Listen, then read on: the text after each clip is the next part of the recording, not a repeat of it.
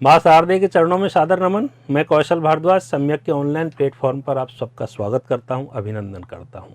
भारतीय राज्य व्यवस्था की श्रृंखला में नागरिकता के अगले भाग के रूप में आज एक नई क्लास शुरू करते हैं, नए टॉपिक पर डिस्कस करते हैं और उसका नाम है नागरिकता संशोधन अधिनियम 2019 CAA 2019।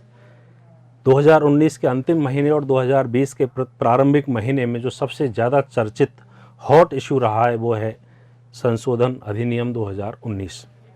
इस पर इतने धरने, प्रदर्शन, मीडिया, सोशल मीडिया सब सक्रिय रहे हैं, इस पर राजनीतिक दल भी सक्रिय रहे हैं। निश्चित रूप से इसके बारे में आप लोगों को जानकारी होगी, फिर भी मेरा दायित्व समझता हूं मैं कि परीक्षा के लिहाज से प्रारंभिक परीक्षा और मुख्य परीक्षा में से किस तरह क्वेश्चन बन सकते हैं, उस संदर्भ में आपको मेरा अनुभव ज्ञान साझा करूं। और आज शुरू करते हैं नागरिकता संशोधन अधिनियम 2019।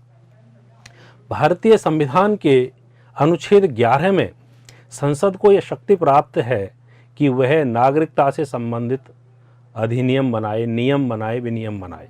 तो कोई भी नियम बना सकती है, रेगुलेशन बना सकती है। अनुच्छेद 11 में शक्ति है और इस शक्ति के तहत संसद ने बनाया नागरिकता अधिनियम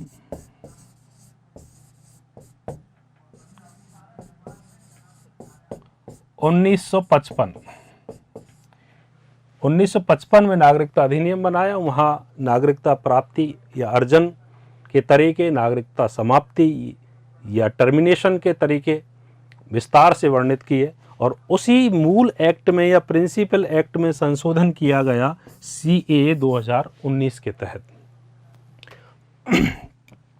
12 दिसंबर 2019 को ये अधिनियम अधिसूचित हुआ। यदि प्रश्न ये बने कि ये कब बना, CAA कब बना, तो उसका उत्तर होगा 12 दिसंबर 2019। और प्रश्न यह आए कि कब से लागू हुआ, तो दरअसल जब कोई एक्ट बनता है तो उसमें एक डेट के लिए प्रावधान करते हैं कि अपॉइंटेड डेट से लागू होगा और अपॉइंटेड डेट बाद में सरकार निकालती है। जैसे आपको ध्यान होगा 9 अगस्त को जम्मू कश्मीर राज्य पुनर्गठन अधिनियम बना था 9 अक्टूबर को, और उसमें लिखा था कि अपॉइंटेड डेट से लागू होगा और बाद में अपॉइंटेड डेट निकाली 31 अक्टूबर 2019। तो वो अधिनियम तो बना 2019 की 9 अगस्त को और लागू हुआ 31 अक्टूबर 2019 को। ऐसे ये अधिनियम बना 12 दिसंबर 2019 को और इसकी जो लागू होने की तिथि है वो है 10 जनवरी 2020। प्रश्न यह आए कि ये कब से लागू हुआ, तो उसका उत्तर होगा 10 जनवरी 2020 और कब बना, तो 12 दिसंबर 2019। ये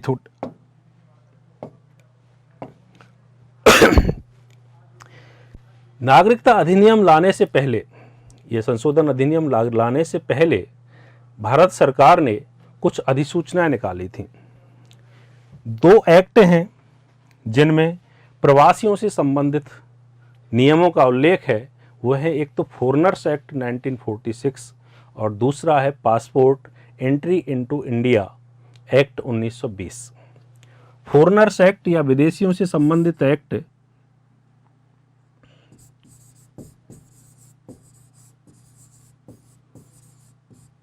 विदेशियों से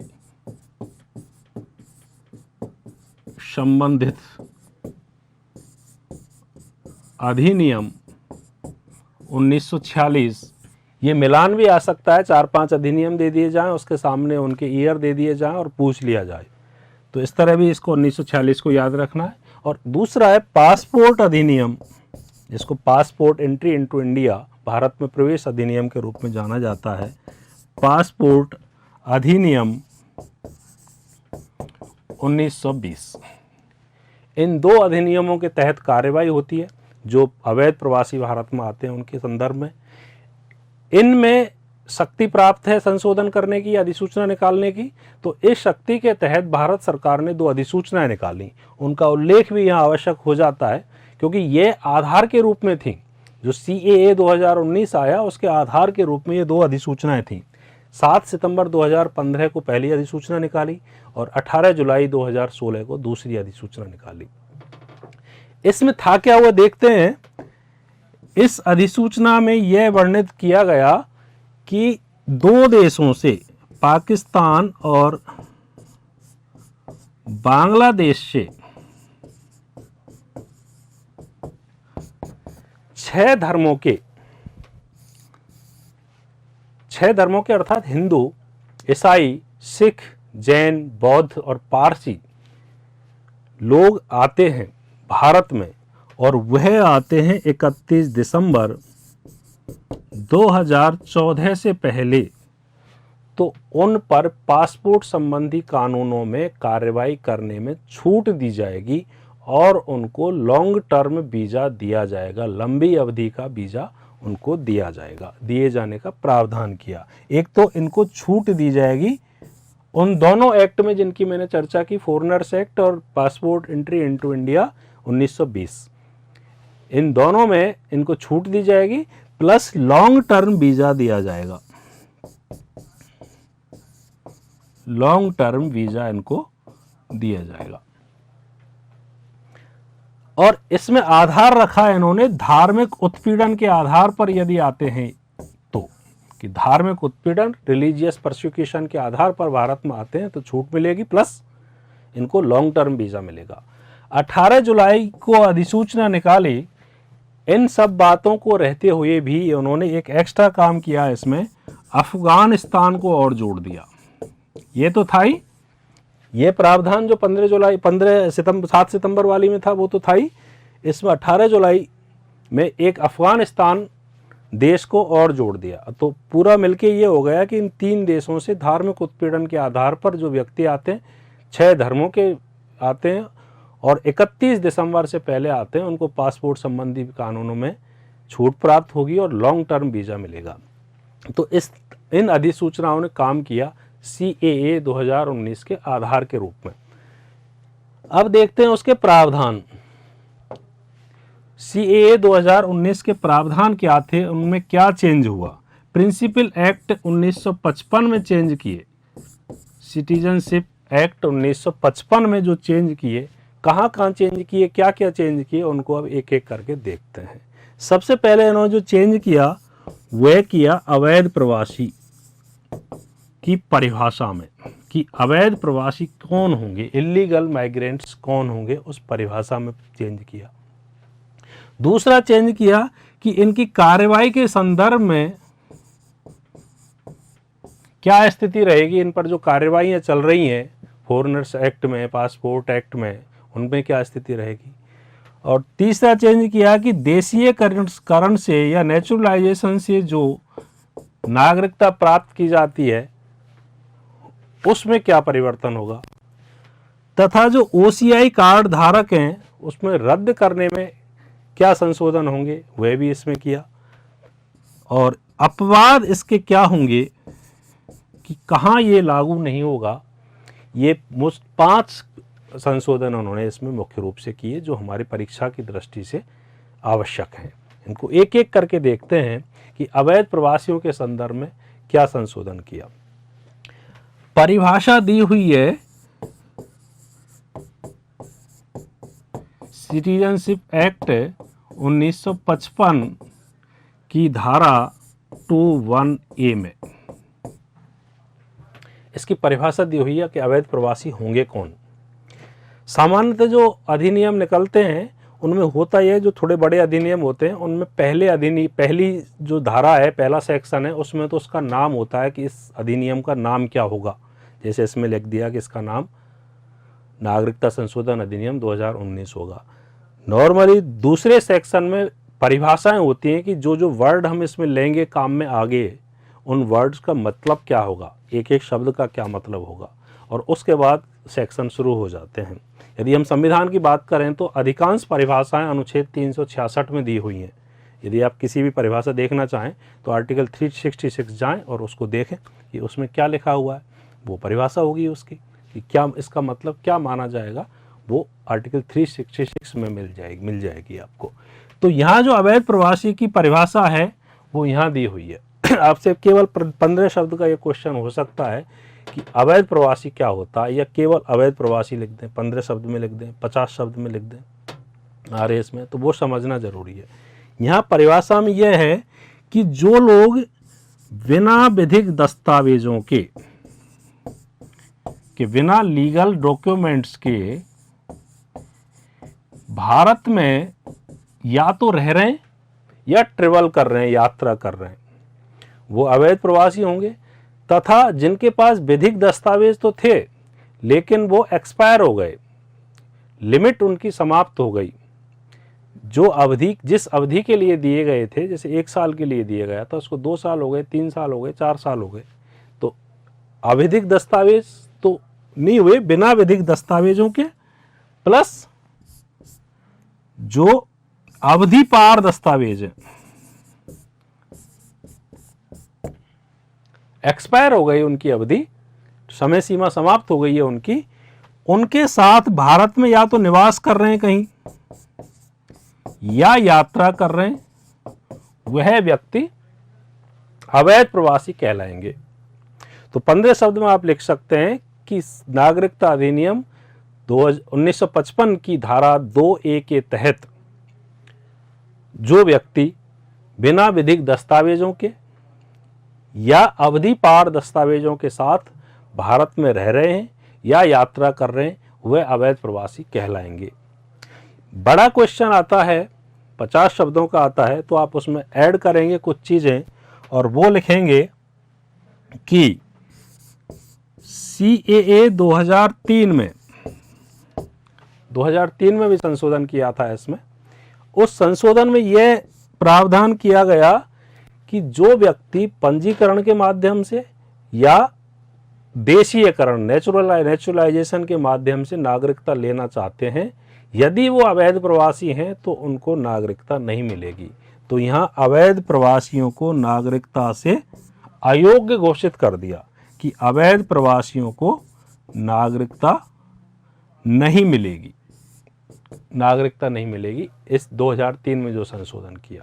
अब 2019 में क्या संशोधन किया है वह देखते हैं। इसमें यह संशोधन किया कि यदि कोई व्यक्ति 3 देशों से आया है, 3 देश कौन से? पाकिस्तान, बांग्लादेश और अफगानिस्तान से यदि आया है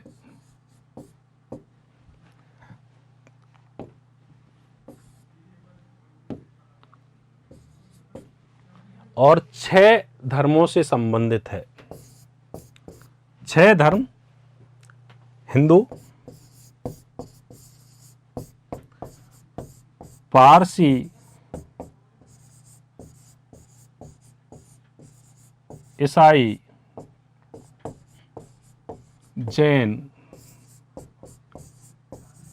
बौद्ध और सिख, इन 6 धर्मों से संबंधित है, 3 देशों से संबंधित है, और तीसरी कंडीशन है 31 दिसंबर 2014 से पूर्व यदि आया है तो वह अवैध प्रवासी नहीं होगा, तो वह अवैध प्रवासी नहीं होगा।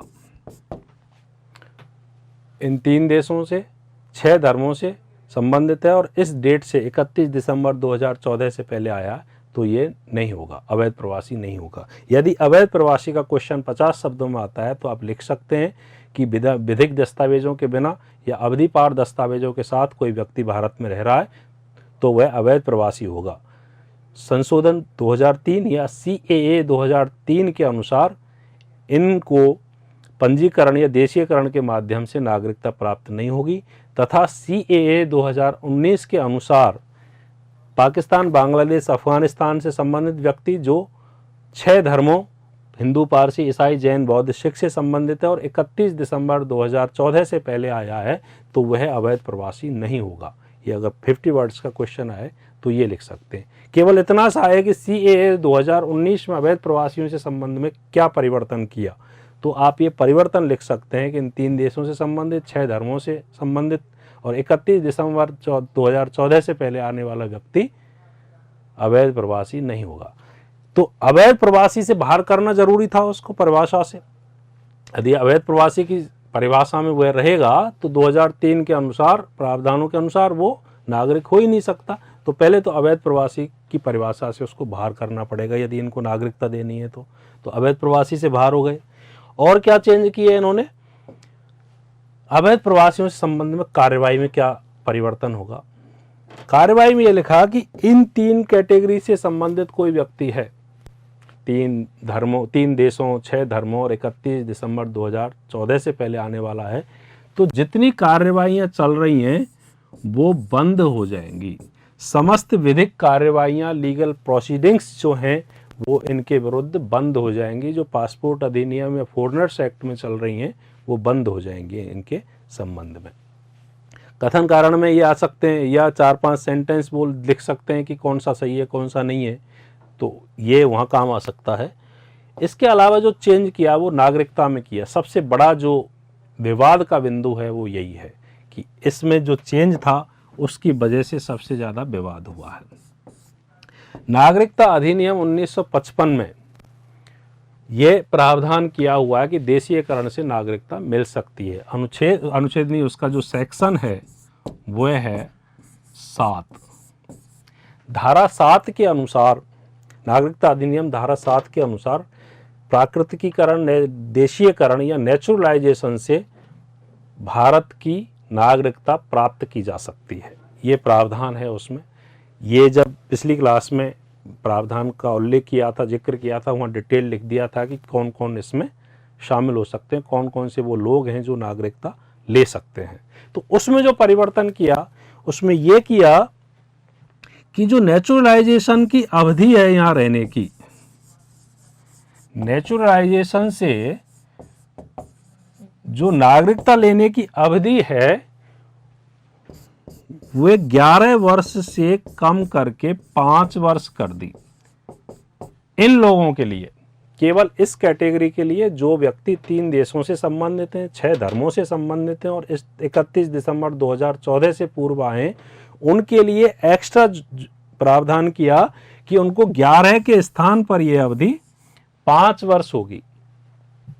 इसमें प्रावधान यह है कि उसको आवेदन करने से पहले 12 माह का निवास उसका हो चुका हो और पहले के 14 वर्षों में कम से कम वो 11 वर्ष भारत में रहा हो। और इनके लिए ये कर दिया कि 14 वर्षों में वो 5 वर्ष रहा हो, नॉट लेस देन 5 ईयर रहा हो। पहले नॉट लेस देन 11 ईयर है और इनके लिए वो हो गया नॉट लेस देन 5 ईयर। यही सबसे बड़ा विवाद का बिंदु है कि केवल 6 धर्मों के लिए, 3 देशों के लिए आपने 11 वर्ष से घटा के 5 वर्ष उसको कर दिया है। ये विवाद है इसमें। और जो संशोधन है वो इतना सा ही संशोधन है इसमें। और इसमें संशोधन में एक बात और आपको बताएं हम कि इसमें धार्मिक उत्पीड़न शब्द का प्रयोग नहीं हुआ है। अधिनियम में धार्मिक उत्पीड़न शब्द का प्रयोग नहीं किया है। अभी जब आपत्तियां करेंगे इस संदर्भ में तो वहाँ इस पर डिस्कस करेंगे। तो इसमें जो चेंज किया वो इतना सा कि 3 देशों पाकिस्तान, बांग्लादेश और अफगानिस्तान संबंधित है, 6 धर्मों से संबंधित है, हिंदू, ईसाई, पारसी, जैन, बौद्ध, सिख से संबंधित है और 31 दिसंबर 2014 से पहले आया है, तो उसके लिए ये अवधि 11 वर्ष के स्थान पर 5 वर्ष की जाती है। तो उनके लिए ये 5 वर्ष में वो योग्य हो जाएंगे, एलिजिबल हो जाएंगे इसके लिए। बस नागरिकता बाद की बात है। अपवाद क्या होंगे इसके, अर्थात ये कहां कहां पर लागू नहीं होगा। जिन जगहों पर लागू नहीं होगा उसके संदर्भ में भी अधिनियम में लिखा हुआ है और वह जगह होंगी, एक तो 6वीं अनुसूची के जो एरियाज हैं वहाँ ये लागू नहीं होगा, प्लस एक इनर लाइन का एक शब्द और चलता है इनर लाइन परमिट के रूप में, वहाँ ये लागू नहीं होगा। इनर लाइन को हम विस्तार से करेंगे अभी। एक तो ये 6th शेड्यूल के जो एरिया हैं वहाँ लागू नहीं होगा। असम, मिजोरम, त्रिपुरा, मेघालय, यहाँ लागू नहीं होगा। और एक शब्द इनमें आया है अधिनियम में, inner line. The inner line के एरियाज में लागू नहीं होगा। द इनर लाइन बना था बंगाल पूर्वी सीमांत विनियम 1873 के तहत। उसमें ब्रिटिश सब्जेक्ट्स, ब्रिटिश प्रजा के हितों और आदिवासी प्रजा के हितों की रक्षा के लिए ये अंग्रेज़ों के टाइम में एक्ट बना था कि एक दूसरे के एरियाज में वो निवास नहीं कर सकते, और यदि वो रहते हैं, धंधा करते हैं, तो उनको स्थानीय सरकार के द्वारा परमिट दिया जाएगा। तो उसको द इनर लाइन परमिट कहते हैं, उसको शॉर्ट में कह देते हैं ILP, इनर लाइन परमिट। तो उन एरियाज में ये लागू नहीं होगा। उसमें जो एरिया है, नागालैंड है, अरुणाचल प्रदेश है, मणिपुर है, त्रिपुरा है, मेघालय है, ये राज्य मुख्य रूप से उसमें है। तो 6वीं अनुसूची और इनर लाइन वाली स्थिति को मिला के पूर्वोत्तर के सारे राज्य इसमें कवर हो जाते हैं, अर्थात पूर्वोत्तर के राज्यों में ये लागू नहीं होगा। जो CAA 2019 है उस एरिया में ये लागू नहीं होगा, इसके प्रावधान वहाँ लागू नहीं होंगे। OCI में क्या चेंज किया वो देखते हैं। ओवरसीज सिटीजन्स इंडिया 2003 में ये शुरू हुआ था, और पिछली क्लास में मैंने इसको संदर्भ में बता दिया था कि OCI कार्ड धारक जो हैं, वो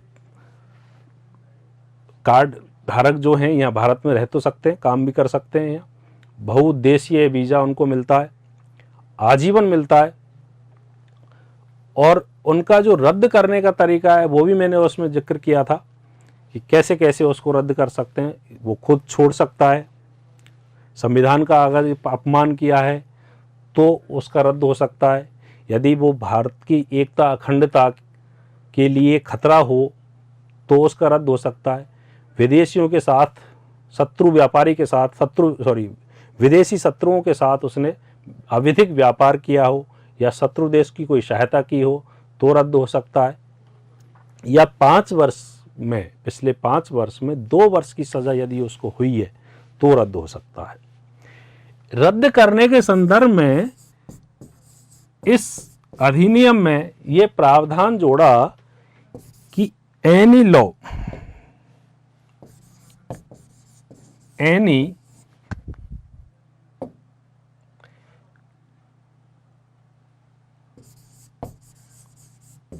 कोई भी कानून, किसी भी कानून का उल्लंघन करने पर उसका रद्द किया जा सकता है, लेकिन उस कानून को नोटिफाई करना पड़ेगा।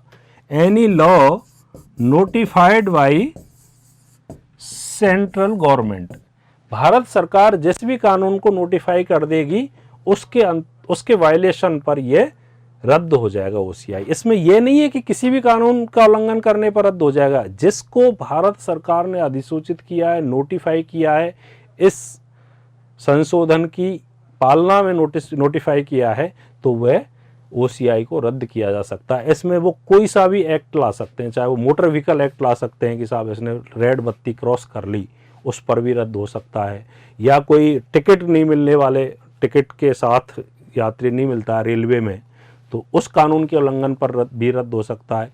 जो भी नोटिफाई करें, वो ये नोटिफाई नहीं किए हैं, लेकिन नोटिफाई सरकार करना चाहे तो किसी भी कानून को नोटिफाई कर सकती है। पहले जो प्रावधान था वो ये था कि 5 वर्ष में 2 वर्ष की सजा उसको हुई हो, यदि कोई आर्थिक दंडी मिला है उसको तो वो नहीं हो सकता। इवन वो GST या इनकम टैक्स के प्रावधानों में भी यदि दोषी पाया जाता है, वायलेशन करता हुआ पाया जाता है, तो भी उसका OCI रद्द हो सकता है। तो इतना बड़ा क्षेत्राधिकार दे दिया सेंट्रल गवर्नमेंट को कि वो कुछ भी कानून निकाल सकती है, कोई भी अधिसूचना निकाल सकती है, उसको फ्री एंड कर दिया कि आप जो चाहो वो कानून निकालो इनके लिए कि इसका उल्लंघन करने पर यह रद्द हो जाएगा। तो बहुत ज़्यादा इसका व्यापक रद्द करने का व्यापक प्रभाव कर दिया गया इस कानून के माध्यम से, CAA 2019 के माध्यम से। जो पहले थोड़ा सा कठोर था, अब आसान कर दिया है, रद्द करना आसान कर दिया है। तो किसी भी कानून को नोटिफाई करेंगे और उससे ये रद्द हो जाएगा। अब एक बात की थी हमने इनर लाइन परमिट की, कि इनर लाइन परमिट क्या है। अधिनियम में इस्तेमाल हुआ है शब्द द इनर लाइन। तो बंगाल पूर्वी सीमांत अधिनियम है 1873, बंगाल ईस्ट फ्रंटियर रेगुलेशन 1873। अब जो वो अधिनियम काम आ रहा है वो आदिवासियों के हितों में काम आ रहा है। आदिवासियों के हितों से संदर्भ में कि वहाँ बसावट को रोकने के संदर्भ में वो कानून है कि भाई ये लोग बसावट नहीं कर पाए, धंधा नहीं कर पाए, कम कर पाए। तो जो भी भारत के नागरिकों के लिए, ऐसा नहीं विदेशियों के लिए हो, कि भारत के नागरिक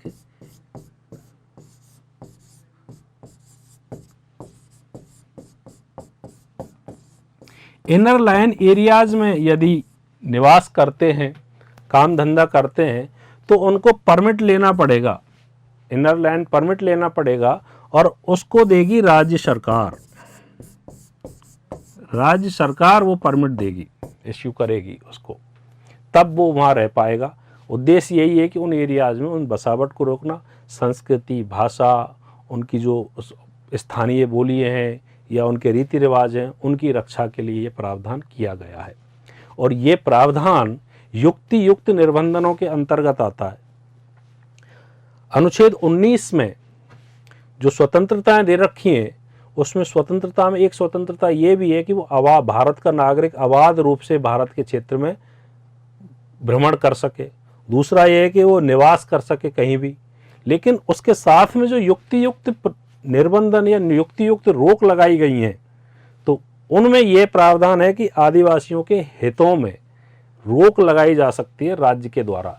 तो ये आदिवासियों के हितों में जो रोक है उसी के तहत आता है 1873 वाला। जब हम वहाँ निर्बंधन करेंगे तो इसको उदाहरण के रूप में यूज कर सकते हैं, जैसे इनर लाइन का कॉन्सेप्ट बंगाल पूर्वी सीमांत अधिनियम 1873 के तहत प्रचलित है।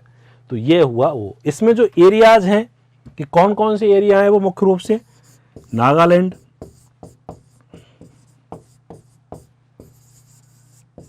अरुणाचल, मेघालय, त्रिपुरा, मणिपुर और असम के भी 2-3 एरियाज इसमें शामिल हैं। 6वीं अनुसूची में भी ये मिक्स हो रहे हैं और इनर लाइन परमिट में भी आ रहे हैं। तो इन एरियाज में बसावट नहीं कर सकते और ये CAA उनमें लागू भी नहीं होगा। जो इनर लाइन के एरियाज हैं उनमें भी केवल इतना सा क्वेश्चन आ सकता है, इनर लाइन क्या है, द इनर लाइन क्या है। तो हम यहाँ लिख सकते हैं कि बंगाल पूर्वी सीमांत अधिनियम 1873 के अनुसार नागालैंड, अरुणाचल प्रदेश, मेघालय, त्रिपुरा, मणिपुर आदि क्षेत्रों में बाह्य बसावट को रोकने, आदिवासियों के हितों की रक्षा के लिए ये अधिनियम ये प्रावधान करता है कि इन क्षेत्रों में भारतीय नागरिकों के निवास करने या काम धंधा रोजगार करने के लिए स्थानीय सरकारों या राज्य सरकारों से परमिशन लेनी होगी या अनुमति लेनी होगी, और उसको इनर लैंड परमिट कहा जाता है।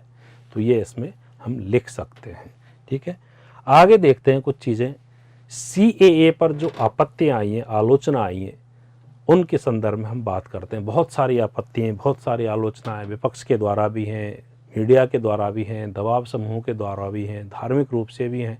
तो एक एक करके आपत्ति को देखते हैं, उस संदर्भ में उसका पक्ष क्या है, विपक्ष क्या है, दोनों पहलुओं पर चर्चा करते हैं और एक एक करके देखते हैं। बहुत सारे आरोप लगे हैं इस पर, आक्षेप लगे, एक एक आक्षेप का निराकरण करते हैं। किसी भी कानून के पक्ष में और विपक्ष में दोनों हमें जानने आवश्यक है। लोकतंत्र है तो लोकतंत्र में असहमति, आलोचना का अधिकार होना चाहिए और भारत में है भी। लोकतंत्र की सबसे अच्छी बात यह होती है कि यहाँ आलोचना का अधिकार होता है, अभिव्यक्ति की स्वतंत्रता होती है, विचारों को रखने की स्वतंत्रता होती है, प्रकाशित करने की स्वतंत्रता होती है। उन्हीं के तहत लोकतंत्र एक सजग लोकतंत्र के रूप में कार्य करता है। पहली आलोचना है इसकी कि ये अनुच्छेद 14 की समानता के विरुद्ध है, कि ये समानता के विरुद्ध है। और आक्षेप लगाने वाले ये कहते हैं कि यहाँ धर्म के आधार पर असमान व्यवहार किया जा रहा है, कि जो मुस्लिम व्यक्ति हैं इन 3 देशों से आए हुए, उनके साथ ये असमानता है। केवल 6 धर्मों के निवासियों के लोगों को दिया जा रहा है, 3 देशों के लोगों को दिया जा रहा है। उन्हीं 3 देशों से यदि मुस्लिम व्यक्ति यहाँ आए तो उनको ये सुविधा नहीं दी जा रही है। अनुच्छेद 14 क्या है उसको देखते हैं। अनुच्छेद 14 में यह कहा है कि राज्य विधि के समक्ष समानता और विधि के समान संरक्षण से वंचित नहीं करेगा किसी भी व्यक्ति को। अनुच्छेद 14 जो प्राप्त है वो व्यक्तियों को प्राप्त है कि किसी भी व्यक्ति को समानता के अधिकार से वंचित नहीं करेगा।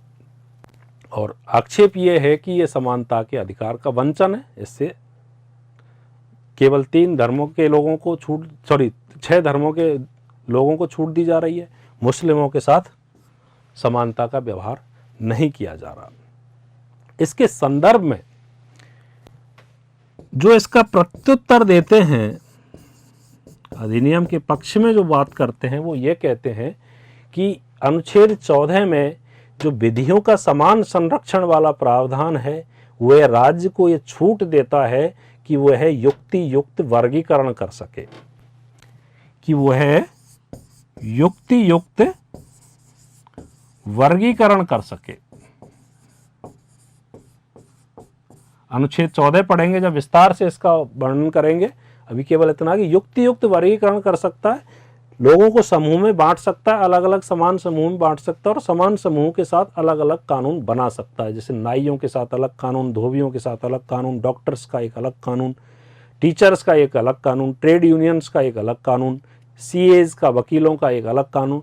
तो अलग अलग समूह के लिए अलग अलग कानून बना सकता है, युक्ति युक्त वर्गीकरण कर सकता है। इसको कहते हैं विधिक वर्गीकरण या विधायनी वर्गीकरण, लीगल क्लासिफिकेशन इसको कहते हैं, कि राज्य को छूट है कि वह विधायनी वर्गीकरण कर सकता है। और वर्गीकरण के रूप में इन्होंने अपना तर्क दिया कि जो 3 देशों से धार्मिक उत्पीड़न के आधार पर लोग आए, उनको उनके हितों के लिए हमने ये कानून बनाया है और वो समानता के आधार पर है। समानता यह है कि तीनों जो धार्मिक राष्ट्र हैं जिन्होंने अपना राष्ट्र धर्म मुस्लिम घोषित किया हुआ है, इस्लाम घोषित किया हुआ है, वहाँ जो अल्पसंख्यक हैं उन अल्पसंख्यकों के लिए ये कानून लाया जा रहा है। तो उनका कहने के तात्पर्य है कि वो लोग समान रूप से उत्पीड़ित हैं और उनके साथ समानता का व्यवहार किया जा रहा है। समान उत्पीड़न है और समानता का व्यवहार है, तो वो विधायनी वर्गीकरण की कैटेगरी में आता है, जो संविधान की तरफ से छूट मिली हुई है और उसी की तरफ से कानून बनाया जा रहा है। इस युक्ति युक्त वर्गीकरण के अगेन आक्षेप आता है कि ये वर्गीकरण किस टाइप का है साहब, धार्मिक है, भौगोलिक है, ऐतिहासिक है या उत्पीड़न के आधार पर है। तो यह भी आक्षेप है कि ये धार्मिक यदि उत्पीड़न है तो फिर श्रीलंका के तमिल्स को क्यों छोड़ा। जब धार्मिक आधार के उत्पीड़न पर आप यह कानून ला रहे हो तो धार्मिक आधार पर ला रहे हो तो श्रीलंका के तमिल को क्यों छोड़ा गया, तमिल्स को भी देते।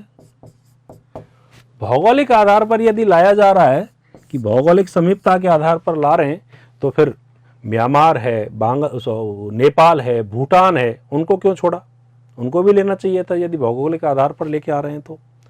तीसरा कहते हैं कि भाई हमारा ऐतिहासिक आधार है कि हमारा साझा इतिहास रहा है, भारतीय मूल के ही लोग थे ये जो विभिन्न देशों में चले गए थे विभाजन के समय और वो अपने मूल देश में आ रहे हैं, वहाँ उत्पीड़ित हैं। तो वो ये कहते हैं कि फिर अफगानिस्तान का तो ऐतिहासिक आधार नहीं है, अफगान तो आपका साझा इतिहास में शामिल नहीं होता, बांग्लादेश पाकिस्तान तो खैर ठीक है हो गए, तो वो अफगान तो नहीं है साझा में। उत्पीड़न की जहाँ बात करते हैं कि साहब उत्पीड़न के आधार पर दे रहे हैं तो फिर रोहिंग्याज भी उत्पीड़ित हैं, म्यांमार में रोहिंग्या उत्पीड़ित हैं और पाकिस्तान में अहमदिया भी उत्पीड़ित हैं, ये कह रहे हैं। इसके संदर्भ में जो जवाब है, प्रत्युत्तर है, तो वो ये कहना चाह रहे हैं कि हमने प्रथम दृष्टया 3 देशों में जो अल्पसंख्यक हैं और धार्मिक आधार पर उत्पीड़ित हैं उनको सहूलियत देने के लिए ये काम किया है, विशेष रूप से वहाँ के जो अल्पसंख्यक हैं उनके लिए ये काम किया है। और यदि कोई कानून बनाया जा रहा है तो ये नहीं हो सकता कि हम 100% समाधान करें, यथासंभव जितना समाधान हो सकता है वह करें। आवश्यक नहीं कि 100% समाधान हो। आइडियली तो ये होना चाहिए कि विश्व में जितने भी उत्पीड़ित लोग हैं उनको सबको इस कानून में लिया जाए आदर्श रूप से, लेकिन वो व्यावहारिक रूप से संभव नहीं है, तो इसलिए उसको नहीं दिया गया। और यदि सबको दे दिया जाए इनको, तो इस कानून लाने का उद्देश्य ही नहीं है। फिर तो सीधे सीधे जो नेचुरलाइजेशन की अवधि है 11 वर्ष से घटा के सबके लिए 5 वर्ष कर दी जा सकती है, तो फिर अधिनियम का उद्देश्य ही खत्म हो गया। युक्ति युक्त वर्गीकरण वाला आधार जो है इनका, उसमें जो कानूनी स्थिति है वो ये है कि आप युक्ति युक्त वर्गीकरण तो कर सकते हैं, लेकिन उसमें 2 शर्तों की पालना होनी चाहिए। जो विभिन्न न्यायालयों ने युक्ति युक्त वर्गीकरण के लिए आधार बताएं, उसमें 2 आधार बताएं। एक तो वो जो वर्गीकरण किया जा रहा है वो सहज बोधगम्य हो, अर्थात आसानी से समझ में आने वाला हो, सहज बोधगम्य हो। इसके लिए जो लीगल शब्द है वो है इंटेलिजिबल डिफरेंसिया, कि जो डिफरेंस है वो इंटेलिजिबल हो, समझ में आने वाला हो, कि इंटेलिजिबल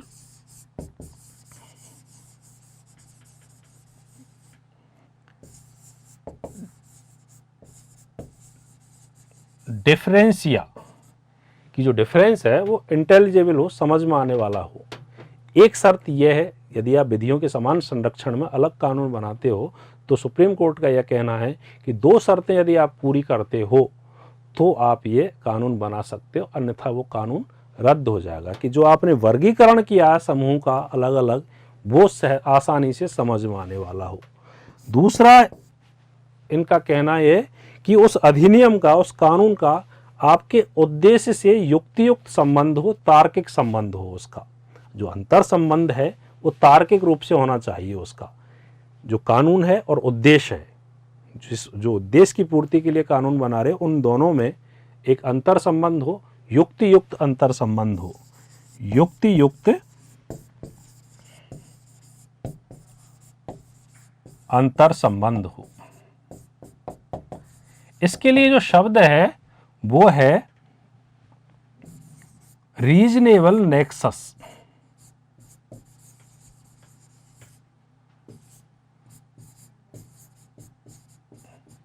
अर्थात 2 शर्तें हुई, इंटेलिजिबल डिफरेंसिया और रीजनेबल नेक्सस होना चाहिए उनके मध्य, तब ये कानून बना सकते हैं। यदि इन शर्तों को कोई कानून पूरा करता है तो वो वैध है, अर्थात अवैध है। तो इसके साथ जो कहते हैं कानून के पक्ष वाले, वो कहते हैं कि जो वर्गीकरण है वो धार्मिक उत्पीड़न के आधार पर और 3 देशों के अल्पसंख्यकों के आधार पर हुआ। 3 देशों में जो अल्पसंख्यक हैं और भारतीय मूल के हैं, जो वहाँ चले गए थे विभाजन के समय और वहाँ उनका उत्पीड़न हुआ और वो अब वापस अपने मूल देश में आना चाहते हैं, तो उनका वर्गीकरण किया, उनका समूह बनाया गया, तो ये आसानी से समझ में आ रहा है।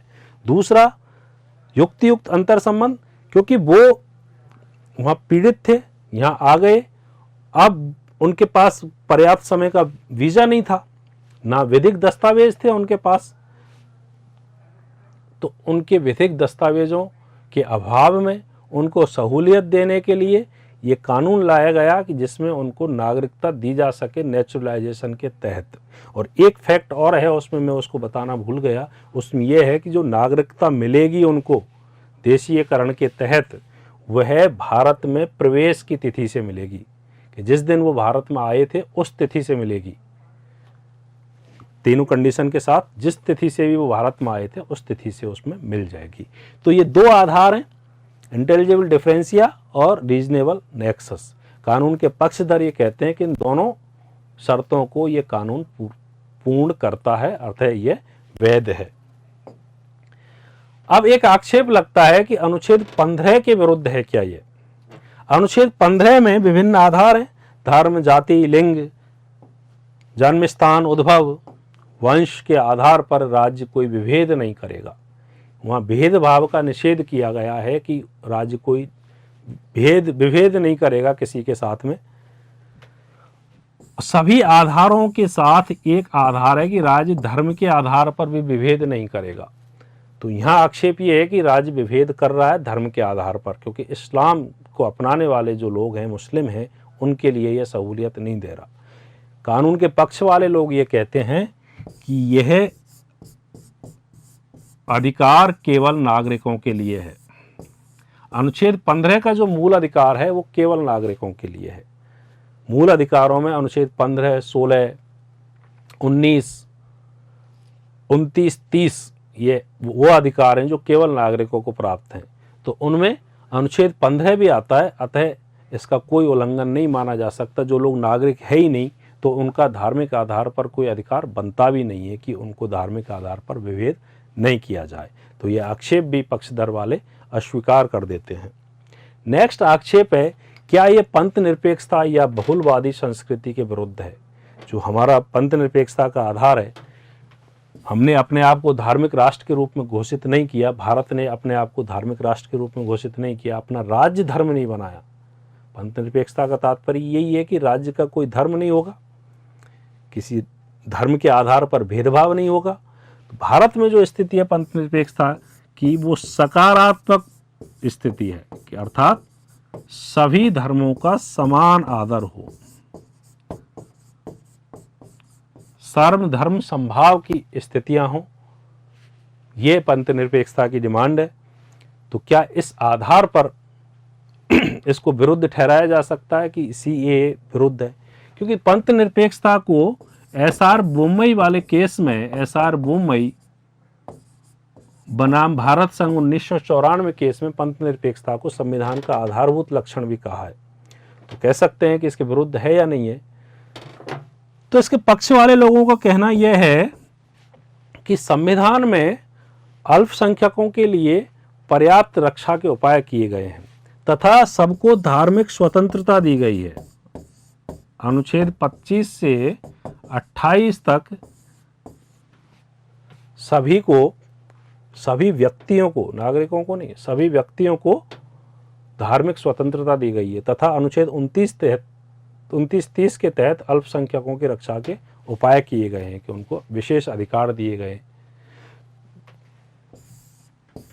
इस कानून के समर्थक ये कहते हैं कि ये जो कानून है ये अल्पसंख्यकों के लिए ही है, लेकिन ये अल्पसंख्यक पाकिस्तान, अफगानिस्तान और बांग्लादेश के हैं। पाकिस्तान, अफगानिस्तान और बांग्लादेश के हैं। ये उन अल्पसंख्यकों के लिए लाया गया है और इस कानून से भारत में रह रहे अल्पसंख्यकों के हितों पर कोई प्रभाव नहीं पड़ता, कोई दुष्प्रभाव नहीं पड़ता। भारत में जो अभी अल्पसंख्यक हैं, भारतीय अल्पसंख्यकों के हित इससे प्रभावित नहीं होते, हित सुरक्षित हैं और भारतीय संविधान की प्रतिबद्धता भारतीय अल्पसंख्यकों के साथ है, विदेश के दूसरे धर्मों के साथ नहीं है। भारत के जो अल्पसंख्यक यहाँ हैं उनका पूरी तरह से हितों का समर्थन किया जाता है, उनको संवैधानिक उपचारों का भी अधिकार दिया हुआ है, तो उनके अधिकार सुरक्षित हैं और इस कानून से उनके अल्पसंख्यकों के अधिकारों पर कोई दुष्प्रभाव नहीं पड़ता है। और ये जो अल्पसंख्यक हैं ये दूसरे देश के हैं, पाकिस्तान, बांग्लादेश और अफगानिस्तान के हैं, तो उनके लिए ये सहूलियत दी गई है। साथ ही इनका ये कहना है कि पंथ निरपेक्षता का तात्पर्य ये कदापि नहीं होता कि वहाँ बहुसंख्यक लोगों के हितों की रक्षा नहीं की जाए। अल्पसंख्यकों के हितों की रक्षा की जाती है, लेकिन ये बहुसंख्यक के विरोध में भी नहीं होता कि ये बहुसंख्यक के विरोध में होगा। तो बहुसंख्यक के विरोध में भी नहीं है। ये पंथ निरपेक्षता का मतलब बहुसंख्यक का विरोध नहीं है। तो अतः ये नहीं कहा जा सकता ये प्रो हिंदू है या केवल हिंदुओं को दे रहा। केवल हिंदुओं को नहीं, बल्कि जो हिंदुओं के अलावा 5 धर्म जो हैं वो भी अल्पसंख्यक हैं और वो उन देशों में अल्पसंख्यक हैं। यहाँ अल्पसंख्यक तो है ही है, वहाँ भी अल्पसंख्यक है और साथ में हिंदू भी वहाँ अल्पसंख्यक है। एक ये कि बहुलवादी संस्कृति के खिलाफ है क्या ये, कि बहुलवादी संस्कृति के खिलाफ भी नहीं है, क्योंकि यहाँ सर्वधर्म संभाव की भावना है और सभी धर्मों को समान आदर दिया जाता है और दिया जा रहा है। जो यहाँ के नागरिक हैं, व्यक्ति हैं, उन सब के लिए बहुलवादी संस्कृति के अनुकूल है। इसके जो पक्ष वाले वो इस आक्षेप को भी अस्वीकार करते हैं। नेक्स्ट आक्षेप है इसके खिलाफ, क्या सीएए 2019 से यहाँ के संसाधनों पर प्रभाव पड़ेगा, संसाधनों पर भार पड़ेगा? तो जब लोग हैं तो निश्चित रूप से पड़ेगा। जब यहाँ लोग रह रहे हैं तो उनके अधिकार, संसाधनों पर अधिकार तो पड़ेगा ही पड़ेगा। ये आक्षेप इसलिए आया कि जब रोहिंग्याज को नागरिकता देने की या शरण देने की बात चल रही थी तो भारत सरकार ने ये कहा था कि इससे हमारे संसाधनों पर प्रभाव पड़ेगा, जनसंख्या और संसाधन का जो अनुपात है उसका संतुलन खराब होगा, तो हम इनको नागरिकता नहीं दे सकते। तो इस समय आक्षेप लगाने वालों को वो अवसर मिला और कहा कि एक बार तो आप कह रहे थे कि साहब रोहिंग्याज को नहीं दे सकते, हमारे पास संसाधन नहीं है, और आज दे रहे हो आप, तो ये क्या समस्या है। तो इसके संदर्भ में इनका कहना यह है कि जो लोग वहाँ से उत्पीड़ित होके आए हैं, धार्मिक आधार पर उनका उत्पीड़न हुआ है, वह किसी भी स्थिति में वापस नहीं जाएंगे, चाहे उनको मार दो, कुछ भी कर दो। और मार इसलिए नहीं सकते कि जो जीवन का अधिकार है वो अनुच्छेद 21 के तहत सबके लिए प्राप्त है। वहाँ के देशों की सरकारें इनके पुनर्वास की व्यवस्था नहीं करना चाहती, नहीं कर सकती। तब संसाधनों पर भार तो कुछ नैतिक आधार पर लेना भी पड़ेगा। साथ में वो ये कह रहे हैं कि वो जो अभी रह रहे हैं तो भार तो अभी भी पड़ रहा है, कि वो तो अभी रह रहे हैं, अर्थात ये तो वो लोग हैं जो 31 दिसंबर 2014 से पहले आ गए हैं। कुछ लोग ये कहते हैं कि सभी अल्पसंख्यक भारत में आ गए, हिंदू, ईसाई, पारसी, तो यहाँ के संसाधनों पर ज़्यादा भार पड़ेगा। तो अभी आने वाले अल्पसंख्यकों के लिए है ही नहीं। बहुत सारे लोग इस बात को कहते हैं कि सारे लोग, वहाँ 3 करोड़ अल्पसंख्यक हैं, वो लोग यहाँ आ गए तो यहाँ के संसाधनों का बैलेंस खराब हो जाएगा। तो ये उन लोगों के लिए है ही नहीं, ये तो उन लोगों के लिए जो ऑलरेडी यहाँ हैं और 31 दिसंबर 2014 से पहले आ चुके हैं, उनके लिए है। अगला जो आक्षेप है वो ये है कि क्या ये हमारे नागरिकता प्रावधानों की जो कठोरता चली आ रही थी उसका यू टर्न है। लगातार हमने नागरिकता के प्रावधानों को कठोर किया है। जैसे पहले जन्म के आधार का आधार था, शुरुआत में वो केवल जन्म किसी भी व्यक्ति का यहाँ हुआ है उसको मिल जाता था। बाद में इसमें संशोधन किया और ये प्रावधान किया कि जिसके माता या पिता में से कोई एक नागरिक है उसको यहाँ का नागरिक माना जाएगा। अगेन 3 दिसंबर 2004 को ये प्रावधान किया कि जिसके माता पिता दोनों यहाँ के नागरिक हैं या उनमें से एक नागरिक है तथा दूसरा अवैध प्रवासी नहीं है, उसके बच्चों को जन्म के आधार पर नागरिकता मिलेगी। तो उनके लोगों को नागरिकता तो अब लगातार हमने कठोर किया। पहले केवल जन्म, बाद में केवल माता पिता में से कोई भी हो। तीसरा ये था कि माता पिता या तो दोनों हो या दोनों में से कोई एक नागरिक हो और दूसरा अवैध प्रवासी ना हो, तो उसको नागरिकता नहीं मिलेगी उसके बच्चे को। तो ये कठोरता थी। वंश के आधार पर भी जो नागरिकता मिल रही थी उसमें भी ये प्रावधान चेंज करते गए। बाद में पहले था कि केवल पिता, 1992 तक ये प्रावधान था कि केवल पिता यदि नागरिक है तो उसके बच्चे को वंश के आधार पर नागरिकता मिलेगी। बाद में माता या पिता में से कोई नागरिक है तो नागरिकता मिल जाएगी। 2003 वाला CAA जो 3 था, 3 दिसंबर 2004 से लागू हुआ, उसमें प्रावधान किया कि जिस देश में पैदा हुआ है यहाँ के नागरिक का बच्चा, उस देश में 1 साल के अंतर्गत उसको पंजीयन कराना पड़ेगा भारतीय कॉन्सुलेट में जाके, और ये शपथ पत्र देना पड़ेगा कि इस बच्चे के पास कोई नागरिकता दूसरे देश की नहीं है, दूसरे देश का कोई पासपोर्ट यहाँ नहीं ले रखा है। इतना कठोर करते जा रहे हैं लगातार उसको। तो यहाँ लग रहा है कि क्या ये यू टर्न कर रहे हैं, इसको और आसान कर रहे हैं, क्योंकि 11 साल की जो अवधि थी उसको 5 साल कर दिया। अवैध प्रवासी की श्रेणी में मजबूत किया था 2003 में कि अवैध प्रवासियों को नागरिकता नहीं मिलेगी, उसको कमज़ोर कर दिया कि अवैध प्रवासी की परिभाषा में ही चेंज कर दिया। तो ये यू टर्न करना है एक तरह से। तो निश्चित रूप से उसके अधिनियम के जो प्रावधान है नागरिकता के, उनमें इस पर्टिकुलर कैटेगरी के लिए चेंज तो किया ही है, लेकिन जो युक्त वर्गीकरण है, धार्मिक आधार पर जो उत्पीड़न के लिए जो सहूलियत दी जा रही है, उनको जो नैतिक आधार पर रियायत दी जा रही है, तो उस आधार पर ये सरकारों को पॉलिसी मैटर में इनको करना भी पड़ता है, कभी यू टर्न भी करना पड़ता है, कभी उसको कठोर भी करना पड़ता है। तो ये पॉलिसी मैटर होते हैं सरकारों के और उनके आधार पर निर्णय लेना पड़ता है। तो यहाँ इसको कह सकते हैं कि निश्चित रूप से ये कमज़ोर तो किया ही जा रहा है, लेकिन ये सरकार के युक्त वर्गीकरण के तहत किया जा रहा है और उसके अधिनियम के उद्देश्यों की पूर्ति के लिए किया जा रहा है। अगला जो आक्षेप आता है वो ये आता है कि CAA 2019 में धार्मिक उत्पीड़न शब्द का प्रयोग नहीं हुआ है। तो ये बार बार क्यों कहते हैं कि धार्मिक आधार पर जो व्यक्ति उत्पीड़ित हुए उनके लिए ये सहूलियत दी जा रही है, जब धार्मिक आधार के उत्पीड़न का शब्द भी प्रयोग नहीं है अधिनियम में, तो धार्मिक आधार के आधार पर ये अब संशोधन क्यों ला रहे हैं। तो इसके आधार के संदर्भ में आप देखें, जो 2 अधिसूचनाएं निकली थी पहले, एक 7 सितंबर 2015 को निकली, उसमें स्पष्ट रूप से जो प्रावधान था वो ये था कि धार्मिक आधार पर जो व्यक्ति उत्पीड़ित हुए या उनको उत्पीड़न का भय है, रिलीजियस परसिक्यूशन हुआ है या उनको डर है, भय है, और 2 देशों के हैं, पाकिस्तान और बांग्लादेश से हैं, 6 धर्मों के अल्पसंख्यक हैं, 31 दिसंबर 2004 से पहले आए, 14 से पहले आए हैं, उनको पासपोर्ट संबंधी कानूनों में छूट प्राप्त होगी। तो ये धार्मिक आधार का शब्द का प्रयोग किया यहाँ। फिर बाद में 18 जुलाई को जो अधिसूचना निकाली, 18 जुलाई 2016 को, उसमें अफगानिस्तान भी जोड़ दिया। तो यहाँ आधार के रूप में इस्तेमाल किया इसको, और इस अधिनियम में इन अधिसूचनाओं का भी उल्लेख है, और बल्कि उन एक्ट का उल्लेख है, जो पासपोर्ट एक्ट और फॉरेनर्स एक्ट है उसका भी उल्लेख है इसमें। तथा एक मुख्य बात, जो भी अधिनियम संसद में रखा जाता है उसके साथ एक statement of object and reasons रखा जाता है।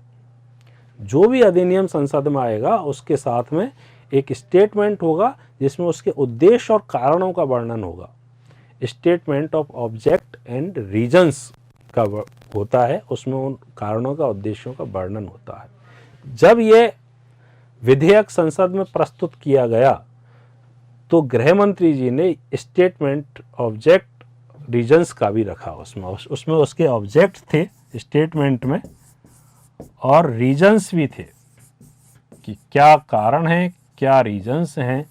तो उस स्टेटमेंट में स्पष्ट रूप से रिलीजियस परसिक्यूशन या धार्मिक उत्पीड़न शब्द का प्रयोग किया था उन्होंने। तो ये आक्षेप की अधिनियम में धार्मिक उत्पीड़न शब्द का प्रयोग नहीं हुआ है, ये statement of object and reasons के से खारिज हो जाता है, क्योंकि वो भी उसका पार्ट होता है। जब विधेयक रखा जाता है तो उसके साथ में ये भी होता है। तो ये आक्षेप अस्वीकार किया जाता है कि उसमें नहीं है। अगला जो बिंदु है चर्चा का वो ये है, इसके पक्षधर ये कहते हैं कि इसके ऐतिहासिक अन्याय को दूर करने के लिए ये अधिनियम लाया गया है। ऐतिहासिक अन्याय क्या है? भारत का विभाजन हुआ धर्म के आधार पर। 15 अगस्त 1947 को भारत आज़ाद हुआ, 14 अगस्त को पाकिस्तान आज़ाद हुआ। 2 राष्ट्र बने, धर्म के आधार पर बने। हिंदू बाहुल्य देश को भारत कहा गया और मुस्लिम बाहुल्य देश को पाकिस्तान कहा गया। 2 राष्ट्रों में बंट गया। दुर्भाग्यपूर्ण था, लेकिन रोक नहीं सके उस समय के जो नेता थे, नेतृत्व था, नहीं रुक पाए, वो अलग बात है। दोनों देशों के अल्पसंख्यक एक दूसरे के देश में जा रहे थे। पाकिस्तान वाले एरिया से हिंदू शिफ्ट हो रहे थे और हिंदुस्तान वाले एरिया से मुस्लिम शिफ्ट हो रहे थे, और साथ में ये छूट भी थी कि जो यहाँ रहना चाहें वो यहाँ रह सकते हैं, वहाँ रहना चाहें वहाँ रह सकते हैं। 1950 में नेहरू जी और जो पीएम थे इंडिया के नेहरू, और पाकिस्तान के पीएम थे लियाकत अली, इनके मध्य एक समझौता हुआ कि हम एक दूसरे देश में एक दूसरे के अल्पसंख्यक जो हैं उनके हितों की रक्षा करेंगे, अपने अपने देश में अल्पसंख्यकों के हितों की रक्षा करेंगे। बाद में जब बांग्लादेश बना तो इंदिरा गांधी जी भारत के प्रधानमंत्री और शेख मुजीबुर रहमान बांग्लादेश के प्रधानमंत्री, इन दोनों के मध्य भी यही समझौता हुआ कि हम एक दूसरे अपने अपने देश में अल्पसंख्यकों के हितों की रक्षा करेंगे। लेकिन पिछले 70 वर्षों में यह हुआ कि लगातार उन देशों में अल्पसंख्यकों का उत्पीड़न हुआ। जो अल्पसंख्यक थे उनका धार्मिक उत्पीड़न हुआ, धर्म परिवर्तन कराया गया, दोयम दर्जे का व्यवहार किया गया। एक तो उत्पीड़न हुआ, एक दोयम दर्जे का व्यवहार हुआ और उनका धर्म परिवर्तन कराया गया। धर्म परिवर्तन भी हुआ उनका, और लगातार उन देशों में अल्पसंख्यकों की संख्या कम होती चली गई। जबकि भारत ने पूर्ण ईमानदारी निष्ठा के साथ अपने संविधान में भी अल्पसंख्यकों को अधिकार दिए तथा स्वयं को पंथ निरपेक्ष राष्ट्र घोषित किया। जबकि इसके विपरीत पाकिस्तान, बांग्लादेश और ने अपने आप को धार्मिक राष्ट्र घोषित किया, इस्लाम को अपना राजधर्म घोषित किया। तो राजधर्म जहाँ होता है, स्वाभाविक सी बात होती है कि उनके नियम कानूनों में धार्मिक ग्रंथों का या धार्मिक मान्यताओं का स्थान होता ही है। यदि कोई धार्मिक आधार पर राज्य काम करता है तो उसके स्वाभाविक रूप से कानूनों में धार्मिक प्रावधान होंगे। तो इन देशों में उत्पीड़न, दोयम दर्जा, धर्म परिवर्तन की स्थितियां आई लगातार, और इन देशों ने उन समझौतों का पालन नहीं किया। तो एक नैतिक दायित्व तो भारत का बनता है कि इन देशों के नागरिकों के हित में कुछ करे, और इन देशों के जो व्यक्ति हैं इस आधार पर, अल्पसंख्यक जो हैं धर्म के आधार पर, वह अपने मूल निवास की ओर आना चाहते हैं। जो उनका मूल निवास था, जहाँ के वो ओरिजिन थे भारत के, वह अपने देश की तरफ आना चाहते हैं। और सरकार का भी ये नैतिक कर्तव्य बनता है कि उनको वो सहूलियत दें। तथा मुस्लिमों को नहीं देने के पीछे कारण ये बताते हैं कि धर्म के आधार पर जो उत्पीड़ित होकर लोग आए, उनमें मुस्लिमों की संख्या नगण्य रही है, ना के बराबर संख्या रही है। इसलिए उस धर्म के लोगों को नहीं लिया, और वो धार्मिक राष्ट्र है तो वहाँ अल्पसंख्यक वो है ही नहीं, तो केवल 2-3 देशों को ही लिया। तीसरा देश जो अफगानिस्तान बोलते हैं कि अफगानिस्तान के लोगों के संदर्भ में क्यों ये बनाया गया, तो उसमें कहते हैं कि जब विभाजन हुआ तो भौगोलिक समीपता के कारण कुछ लोग अफगानिस्तान भी चले गए, क्योंकि उनको ये भय था कि उस देश में जाके कहीं हमें मार काट नहीं दें। तो डर के मारे सुरक्षित जगह के रूप में वो अफगानिस्तान भी चले गए, वहाँ भी अल्पसंख्यक लोग हैं। अतः इन तीनों देशों के अल्पसंख्यकों के लिए और उस ऐतिहासिक अन्याय को दूर करने के लिए ये नैतिक आधार पर, मानवता के आधार पर जो यहाँ के मूल निवासी हैं उनके लिए ये प्रावधान किए गए, उनको छूट दी गई, उनको नागरिकता के सहूलियत भरे, छूट भरे फैसले किए गए। अतः उनको यहाँ कानून में सहूलियत दी जा रही है। इस तरह अपना पक्ष मजबूत बताते हैं। तथा वो ये कहते हैं कि जो विशेष रूप से हिंदू धर्म के हैं, सिख हैं, जैन हैं, बौद्ध हैं, उन लोगों के लिए दूसरी जगह ऐसी है नहीं सुरक्षित जहां वो अपना अस्तित्व सुरक्षित माने। जब मुस्लिम उत्पीड़ित कहीं होते हैं तो उनके लिए अरब कंट्रीज के देश बहुत हैं। ईसाई जब उत्पीड़ित होते हैं तो उनके लिए यूरोपियन कंट्रीज के बहुत सारे देश हैं। लेकिन हिंदुओं के लिए, सिख, जैन, बौद्धों के लिए कोई दूसरा देश है नहीं। पारसियन भी यहीं आके अल्पसंख्यकों के रूप में शरण ली थी। जब अफगान पारसियन संघर्ष हुआ था, सबसे पहले तो पारसी अल्पसंख्यक के रूप में आए थे बेचारे भारत में। ईसाइयों को देने के पीछे तर्क इनका ये है कि ये जो ईसाई हैं वो मूल रूप से यहीं के निवासी हैं। वो हिंदू मुस्लिम ही गरीब थे जो उन्होंने अपने ईसाई धर्म के रूप में अपना, आदिवासियों ने ईसाई धर्म अपना लिया था और वो बाहर चले गए थे। तो ये मूल ईसाई भी नहीं है जो यहाँ हम इनको देना चाह रहे हैं, जो वहाँ अल्पसंख्यक हैं। तो अतः इस ऐतिहासिक अन्याय को दूर करने के लिए, उनको मूल देश में सुरक्षित पनाह देने के लिए, मुख्य धारा में जोड़ने के लिए ये प्रावधान लाया गया है। तो इनका कहना यह था कि ये ऐतिहासिक अन्याय को दूर करना चाहते हैं, इसलिए इस कानून को लाए। अब एक प्रश्न यह हो सकता है, क्या राज्यों द्वारा इसका विरोध किया जा सकता है?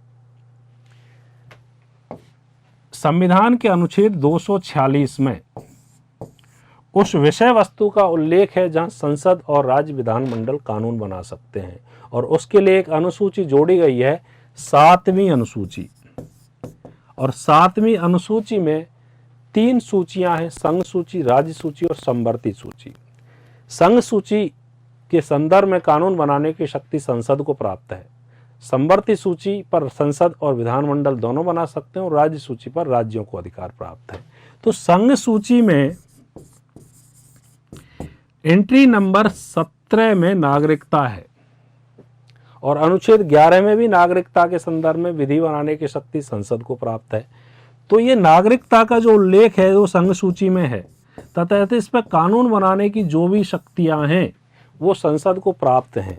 तो विधिक रूप से, सांवैधानिक रूप से राज्यों को विरोध करने का कोई अधिकार है ही नहीं।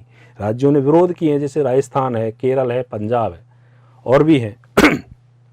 तो इन्होंने जो विरोध किया है, तो वो जो अनुच्छेद 19 में अभिव्यक्ति की स्वतंत्रता सबको प्राप्त है, वो राज्य विधानमंडल को भी प्राप्त है। तो विरोध करने का जो आधार है वो संवैधानिक है, अभिव्यक्ति की स्वतंत्रता के तहत। लेकिन विधिक रूप से जो शक्ति संसद को प्राप्त है वो कानून संसद ही बनाएगी। राज्य उसमें कानून ना तो बनाते हैं, ना उनसे अपेक्षा है कि राज्य लागू नहीं करेंगे इसको। तो ये भी संभव नहीं है कि राज्य लागू नहीं करें, क्योंकि इनसे ऐसा कोई एक्ट पारित ही नहीं करवाना इनसे कि आप लागू करोगे या नहीं करोगे। तो इनसे जब संसद पूछ ही नहीं रही है, केंद्र सरकार पूछ ही नहीं आप लागू करोगे, लागू करना ही है, स्वाभाविक रूप से करना है, बाध्यकारी है प्रावधान। तो अतः लागू करने का प्रावधान तो बाध्यकारी रहेगा। ऐसा हो नहीं सकता कि संसद के कानूनों की अवहेलना राज्य करते हैं। बहुत सारे ऐसे प्रावधान हैं जिनके माध्यम वो बाध्यकारी रूप से लागू करवा सकते हैं। इस संदर्भ में ये जरूर हम कह सकते हैं कि कुछ सुझाव दिए जा सके हैं यहाँ, कि अगर ये पूछा जाए कि ये विरोध ऐसी स्थितियां नहीं आए तो उनके लिए क्या सुझाव दिए जा सकते हैं, कि नागरिकता अधिनियम में क्या ऐसे सुझाव हों जो अच्छे हों।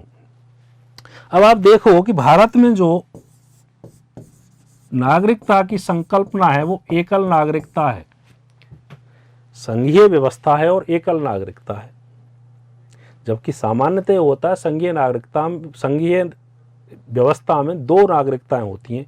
संघ की नागरिकता अलग होती है और राज्यों की नागरिकता अलग होती है। और भारत में हमने एकल नागरिकता की संकल्पना को लिया, जिसमें कि हम भारत के नागरिक हैं, केवल राज्यों के नागरिक नहीं हैं। अतः यहाँ एक ये सुझाव हो सकता है कि जो संशोधन हो उनमें राज्यों का हस्तक्षेप भी हो। यदि ये दोहरी नागरिकता होती तो एक संघ वाली नागरिकता में वो अपने हिसाब से परिवर्तन कर लेते और राज्यों की नागरिकता में राज्य अपने हिसाब से कर लेते। चूंकि एकल नागरिकता है, अतः केवल संसद के पास अधिकार नहीं हो बल्कि राज्यों का उसमें हस्तक्षेप हो। अब राज्यों का हस्तक्षेप कैसे हो सकता है? एक तरीका यह है कि जो सिटीजनशिप एक्ट है 1955 का, उसको संविधान में स्थान दिया जाए। उसके संविधान में संशोधन करके जो प्रावधान 1955 एक्ट में, उनको संविधान में प्रविष्ट कराया जाए। पहला तो ये हो सकता है, क्योंकि उसमें नागरिकता अधिनियम में तो वो जब चाहे जब साधारण बहुमत से परिवर्तन कर देगी। तो साधारण बहुमत की बजाय या जब भी अगर वो संविधान में प्रावधान कर दिया तो उसके लिए विशेष बहुमत आवश्यक है। संविधान में प्रविष्ट कराने के बाद अनुच्छेद 368(2) में जो शब्द लिखे हुए हैं कुछ, कि विशेष बहुमत के साथ साथ कुछ परिस्थितियों में आधे राज्यों का अनुमोदन भी आवश्यक है। जैसे राष्ट्रपति है, संघीय प्रणाली है, संसद है, राज्य विधानमंडल है, 7वीं अनुसूची है। वो ऐसे प्रावधान हैं जहां संसद के विशेष बहुमत के साथ साथ आधे राज्यों का अनुमोदन भी आवश्यक है। तो अतः उसको उस परंतु वाले कॉलम में रखा जाए जहां संशोधन के लिए 2/3 बहुमत भी आवश्यक हो प्लस आधे राज्यों का अनुमोदन भी आवश्यक है। इस प्रक्रिया से ये नागरिकता के अधिनियम कठोर हो जाएंगे और उसमें आसानी से संसद परिवर्तन नहीं कर सकती, क्योंकि साधारण बहुमत आसानी से मिल जाता है। संशोधन के लिए विशेष बहुमत की आवश्यकता प्लस आधे राज्यों का अनुमोदन की आवश्यकता होगी। अतः एक प्रावधान तो यह किया जा सकता है कि इसको संशोधन में स्थान दिया जाए, संविधान में स्थान दिया जाए, ताकि संशोधन के माध्यम से ही कोई चेंज हो सके, क्योंकि वहाँ पर कोई इतनी जल्दी कोई भी संशोधन नहीं कर पाएगा, तो वहाँ एक विशेष प्रक्रिया के तहत होगा। तो पहला तो यह हो सकता है। दूसरा यह हो सकता है कि जिस तरह जीएसटी के संदर्भ में एक काउंसिल बनाई है कि वो राज्य और संघ के प्रतिनिधि वहाँ होते हैं और वो एक मत से या वोटिंग के आधार पर, वो बहुमत के आधार पर निर्णय लेते हैं, वहाँ राज्यों को भी मतभार है और केंद्र को भी मतभार है। तो इस तरह की कोई समिति बनाई जाए जो नागरिकता के संदर्भों में फैसले ले, निर्णय करे कि एकल नागरिकता है तो ऐसी समिति हो जिसमें राज्यों का और केंद्र का दोनों का हस्तक्षेप, और वो दोनों मिलकर समिति ये फैसला करें कि हमें इसमें क्या संशोधन करना है, तो उसमें राज्यों को पर्याप्त स्थान मिल जाएगा। तो ये दो मुख्य रूप से ऐसे सुझाव दिए जा सकते हैं। जीएसटी काउंसिल की तरह ये भी एक नागरिकता काउंसिल बनाई जा सकती है और उसको संविधान में स्थान दिया जा सकता है। तो और इसको करने के बाद राज्यों का पर्याप्त हस्तक्षेप यहाँ होगा और कोई मनमाना चेंज यहाँ नहीं हो पाएगा। तथा एक सुझाव ये हो सकता है कि इस तरह जब कोई धार्मिक आधार पर बातें हो रही हैं तो एक समिति ऐसी हो जहाँ सभी धर्मों के प्रतिनिधि उसमें हों और उनके साथ पहले विचार विमर्श किया जाए और उस उद्देश्य से अवगत कराया जाए उनको। सरकार का यह फर्ज बनता है कि जब कोई अधिनियम लाया जा रहा है तो उसके उद्देश्यों से आम जनता को और उस धर्म के प्रतिनिधियों से अवगत करवाए पहले कि हम इसको क्यों लाना चाह रहे हैं, क्या उद्देश्य है। वो यूं ही नहीं आए, एकदम आया और चला गया। और दूसरा इसमें यह है कि इसका संसद में व्यापक रूप से विचार विमर्श हो, वाद विवाद हो। ऐसा नहीं कि सब 10 तारीख को लोकसभा से पारित हुआ, 11 तारीख को राज्यसभा से पारित हो गया, 12 तारीख को हस्ताक्षर हो गए। इतनी जल्दबाजी नहीं हो, उसमें पर्याप्त रूप से विचार विमर्श होना चाहिए, बल्कि एक संयुक्त समिति को विचार विमर्श के लिए सौंपना चाहिए। संसद की संयुक्त समिति उस पर विचार विमर्श करे और उसके बाद यह अधिनियम बने, ताकि जो भी खामियां हैं उसमें वो समाप्त हो जाए। तथा सरकार का यह भी फर्ज बनता है, कर्तव्य बनता है कि अधिनियम बनने के बाद वास्तविक कारणों से जनता को अवगत कराए। लोकतंत्र है, असली शक्ति जनता के पास है, तो जनता को अवगत कराए और एक सौहार्द का माहौल बनाए रखना भी सरकार का कर्तव्य है। उस कर्तव्य को भी सरकार को नहीं भूलना चाहिए, वास्तविकता को बताना चाहिए। सरकार को भी वास्तविकता बतानी चाहिए, प्लस मीडिया है, विपक्ष है, उनको भी वास्तविक संदर्भों का ही आगे ज्ञान देना चाहिए। अनावश्यक अपनी जो खुद की मनमानी व्याख्याएं उसको जनता पर नहीं थोपना चाहिए। एक बिल्कुल सटीक संवैधानिक व्याख्या है वह रखनी चाहिए और इन अधिनियमों को एक वोट बैंक की राजनीति के तहत यूज नहीं करना चाहिए। जैसा कि एक पक्ष ये कहता है कि साहब इससे हिंदुओं को बहुत फ़ायदा हो जाएगा, दूसरा पक्ष कहता है कि मुस्लिमों को बहुत फ़ायदा हो जाएगा, जबकि वास्तविकता यह है कि जो वर्तमान में भारत के नागरिक हैं, ना तो इससे हिंदुओं को कोई फ़र्क पड़ रहा, ना ही इससे मुसलमानों को कोई फ़र्क पड़ रहा। लेकिन एक भय का माहौल जो बन गया है उसको रोकना सरकार का परम कर्तव्य है और उस कर्तव्य को निभाना चाहिए सरकार को। हम चूँकि किसी भी राजनीतिक रूप से नहीं बंधे हुए हैं, किसी भी राजनीतिक दल से प्रतिबद्धताएं नहीं है, स्टूडेंट के रूप में आपको बिल्कुल तटस्थ राय अपनी रखनी है। हर जगह जहाँ भी आपको ज़रूरत हो, वहाँ लिखने में हो, चाहे उसका ऑब्जेक्टिव टाइप के क्वेश्चन में सॉल्व करने में हो, तो बिल्कुल तटस्थ राय, धर्म से ऊपर उठ के सद्भाव के साथ अपनी बात रखनी चाहिए। ये मेरा एक सुझाव है। छोटे छोटे 4 टर्म और हैं। ये भी है कि एक आक्षेप, क्या एनआरसी में जो 19 लाख लोग असम में अवैध पाए गए हैं उनको वैध करने का तरीका है ये? क्या उनको ये वैध करने का तरीका है कि जो असम में 19 लाख, अभी एनआरसी वहाँ हुआ लास्ट 2019 में समाप्त हुआ है, तो 19 लाख लोग अवैध पाए गए, तो क्या इस अधिनियम के माध्यम से उनको वैध किया जा रहा है? ये भी एक आक्षेप है। तो वहाँ ये कह सकते हैं कि जब ये अधिनियम असम में लागू ही नहीं हो रहा तो उन अवैध लोगों को कैसे वैध कर दिया जाएगा? अवैध प्रवासियों को, चाहे वो हिंदू हो, मुस्लिम हो, सिख हो, कोई भी हो, तो उनको वैध नहीं किया जा सकता, क्योंकि ये असम का एरिया है छठी अनुसूची में भी आता है और इनर लैंड वाले एरिया में भी आता है जहां ये अधिनियम लागू नहीं होगा। तो ये आक्षेप अस्वीकार है। कुछ टर्म और हैं मिलते जुलते कि सेंसस क्या है, एनपीआर क्या है, एनआरसी क्या है। इन संदर्भों में सेंसस एक जनगणना है, एनपीआर एनआरसी के संदर्भ में छोटी छोटी बातें कर लेते हैं। सेंसस 2021 अभी होनी है। एक सेंसस एक्ट है 1948 और सेंसस के रूल्स हैं 1990 के।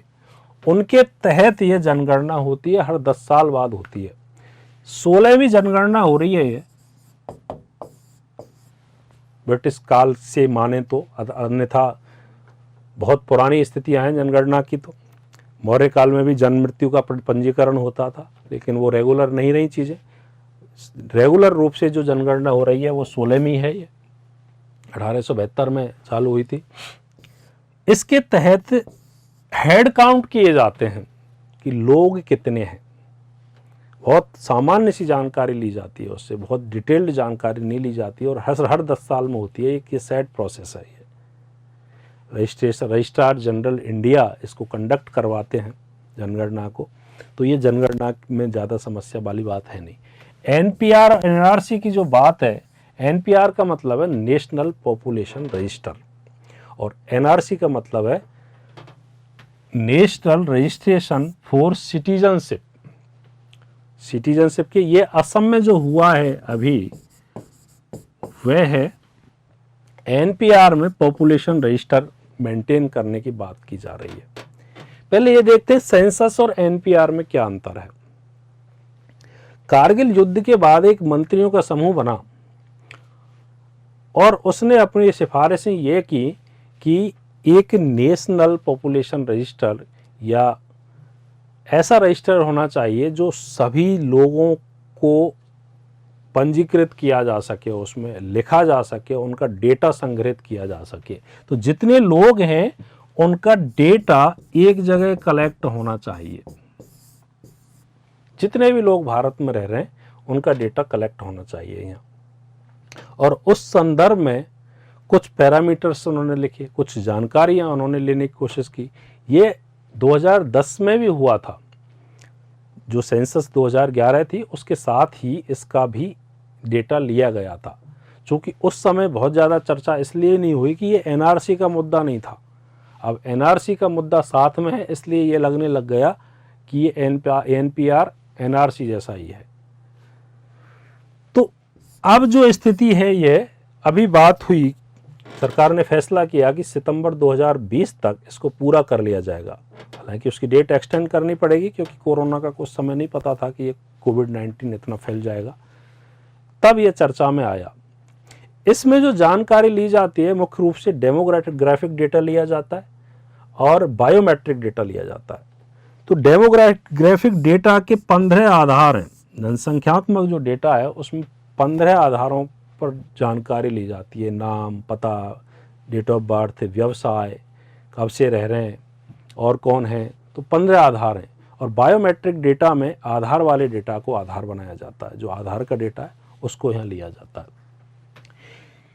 एनपीआर जो संधारित हो रहा है वो सिटीजनशिप एक्ट 1955 और सिटीजनशिप रूल्स 2003 के तहत हो रहा है। क्योंकि 2003 वाले संशोधन में इसमें सरकार को निर्देश दिया कि वो एक ऐसी व्यवस्था करे जिसमें सब लोगों को रजिस्टर किया जा सके और इसके लिए एक नेशनल रजिस्ट्रेशन अथॉरिटी बनाई जाए। तो वहाँ ये प्रावधान किया। कई तरह की जानकारी इसमें ली जा रही है। इसमें और इसमें अंतर यह है कि ये जो काम हो रहा है वो सेंसस एक्ट के अंतर्गत हो रहा है और ये जो काम हो रहा है वो सिटीजनशिप एक्ट 1955 के अंतर्गत हो रहा है। एनपीआर वाला जो काम हो रहा है इसमें जनसंख्या के रूप में है और इसमें रेजिडेंट के रूप में है। एनपीआर में जो उसका स्टेटस है वो है यूजुअल रेजिडेंट। यूजुअल रेजिडेंट के रूप में, अर्थात वो यहाँ 6 महीने से रह रहा है और 6 महीने तक रहने का इरादा है उन व्यक्तियों का एक डेटा संग्रहित किया जाता है। ये वास्तव में एनआरसी का ही पहला फेज है कि इसके आधार पर ही स्क्रूटनाइज किया जाएगा, वेरिफिकेशन किया जाएगा और फिर एनआरसी का एक फेज के रूप में इसका उपयोग किया जाएगा इस डेटा का। यहाँ जो कार्ड दिया जाएगा वो रेजिडेंट ऑफ इंडिया का कार्ड दिया जाएगा। रेजिडेंट ऑफ इंडिया के रूप में एक कार्ड दिया जाएगा, जो भी 18 वर्ष के व्यक्ति हैं उनको दिया जाएगा। एक अंतर और ये है कि सेंसस के जो आंकड़े हैं, जनगणना के आंकड़े हैं, वो कॉन्फिडेंशियल क्लोज से प्रोटेक्टेड हैं। जो गोपनीयता अधिनियम है उससे सुरक्षित हैं, उसमें बंधे हुए हैं, उसके अंतर्गत आते हैं। जबकि एनपीआर में वो अधिनियम लागू नहीं हो रहा है, जो कॉन्फिडेंशियल डेटा है, जिससे कोई डेटा रिवील ना कर सके, कोई ले ना सके, उसको दिया शेयर नहीं किया जा सके। लेकिन यहाँ वो प्रोटेक्शन इसमें नहीं है एनपीआर में, और सेंसस में वो है। इसके जो आंकड़े लिए जा रहे हैं एनपीआर के, वो सेंसस के साथ ही लिए जा रहे हैं। जो सेंसस जनगणना का जो पहला फेज है उसके साथ ही ये भी लिया जा रहे हैं। और जो ये कंडक्ट करवाया जा रहा है एनपीआर और सेंसस दोनों, रजिस्ट्रार जनरल इंडिया हैं, महापंजीयक भारत के हैं, रजिस्ट्रार जनरल इंडिया भारत सरकार के हैं, आरजीआई। ये दोनों काम आरजीआई के द्वारा किए जा रहे हैं। अब थोड़ा सा एनआरसी को देख लेते हैं कि एनआरसी क्या है। एनआरसी चर्चा में आया असम के बाद। एनपीआर में असम शामिल नहीं है अब, क्योंकि वहां एनआरसी हो चुका है, इसलिए इसमें असम शामिल नहीं है। यह पूछा जाए कि एनपीआर में कौन सा राज्य शामिल नहीं है, तो वो असम राज्य ऐसा है जो शामिल नहीं है। असम के संदर्भ में यह चर्चा में आया एनआरसी। 2003 के संशोधन में भी, नागरिकता के संशोधन में भी इसका प्रावधान किया गया कि भारत सरकार एक रजिस्ट्रेशन बनाएगी जो नेशनल रेजिडेंट से संबंधित होगा, तथा कार्ड देगी उनको, नेशनल आइडेंटिटी कार्ड भी उपलब्ध करवाएगी। भारत में अभी ये लागू नहीं हुआ है पूरे भारत में। भारत के लिए क्या इसके प्रावधान होंगे वो एक अलग बात है। जहां हो चुका है उसकी बात कर लेते हैं हम। 1985 में सिटीजनशिप एक्ट में अमेंडमेंट किया गया। उसके पहले की स्थिति छोटी सी देखें असम की। 1978 में एक सांसद थे हीरालाल पटवारी, असम में एमपी थे, उनकी मृत्यु हो गई और वहाँ बाई इलेक्शन हुए, उपचुनाव होने वाले थे। उस समय जो मतदाताओं का वहाँ डेटा आया अचानक से इंक्रीज हुआ, बहुत ज़्यादा संख्या उसकी बढ़ गई। लोगों के कान खड़े हुए कि इतनी संख्या कैसे बढ़ गई। जब उसकी तह में जाने की कोशिश की तो पता लगा कि बहुत सारे रिफ्यूजीज जो बांग्लादेश से यहाँ आए थे वो नागरिक बन गए और नागरिकों के रूप में उन्होंने अपना मतदाता पहचान पत्र बनवा लिया और वो वोटर हो गए। नागरिकता नहीं बल्कि वोटर हो गए और उनकी वजह से संख्या बहुत ज़्यादा बढ़ गई। इसको देखते ही वहाँ के लोगों ने विरोध करना शुरू कर दिया, स्टूडेंट्स यूनियन ने विरोध करना शुरू कर दिया। ये इलेक्शन रद्द हो गया, जो बाई इलेक्शन होना था वो रद्द हो गया। और 78-79 से लेके लगभग 85 तक वहाँ की जो ऑल असम स्टूडेंट यूनियंस हैं, विशेष रूप से इनका सबसे ज़्यादा रोल रहा है स्टूडेंट यूनियंस का। इन्होंने जमकर विरोध किया कि हमें हमारी भूमि पर रहने का पूर्ण अधिकार है और जो यहाँ इलीगल माइग्रेंट्स हैं उनको बाहर निकालो यहाँ से, जो अवैध प्रवासी यहाँ हैं उनको बाहर निकालो यहाँ से। और लगातार ये होता रहा 1985 तक। 15 अगस्त 1985 को एक समझौता हुआ भारत सरकार और इनके प्रतिनिधियों के मध्य में। प्रफुल्ल महंत और दूसरे थे और मुख्य रूप से ये आशु जो ऑल असम स्टूडेंट यूनियंस थी ये इसका प्रतिनिधित्व कर रही थी और भारत सरकार के प्रतिनिधियों के मध्य समझौता हुआ। उसको असम अकॉर्ड कहते हैं कि असम अकॉर्ड हुआ या असम समझौता हुआ 15 अगस्त 1985 को। उसमें कुछ तय हुई चीज़ें और उन जो प्रावधान जो तय हुए थे उनको रखा CAA 1985 में। CAA 1985 जो आया असम अकॉर्ड के समझौते के अंतर्गत आया और उन्हीं प्रावधानों को इसमें लाया गया जो इस समझौते में तय हुए थे। इसमें क्या तय हुआ, मुख्य रूप से जो याद रखने लायक है वो 3 तारीखें हैं, उनको याद करते हैं।